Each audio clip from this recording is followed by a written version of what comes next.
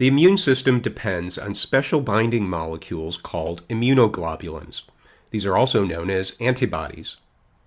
Immunoglobulins are often referred to in shorthand as simply Ig. Igs are Y-shaped molecules which connect on one end to an invading microbe, which is known as an antigen, and then they connect on the other end to bind with various white cells. These specialized antibody molecules come in different shapes and sizes, which provide a great deal of flexibility in matching and destroying targeted antigens.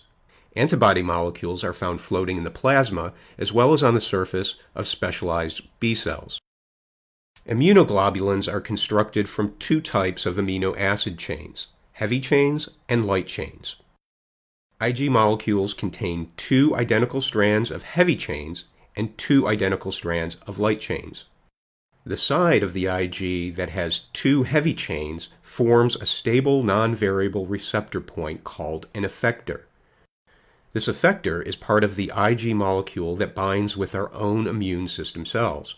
On the opposite end of the antibody are two antigen binding sites, each with a light chain and a heavy chain combination. This combination of light and heavy chains forms highly variable tips that can adapt to specifically match a wide range of antigens.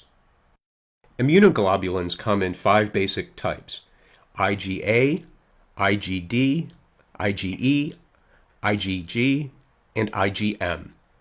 Each type targets a specific type of antigen, which determines the Y-chain structure of each type of Ig.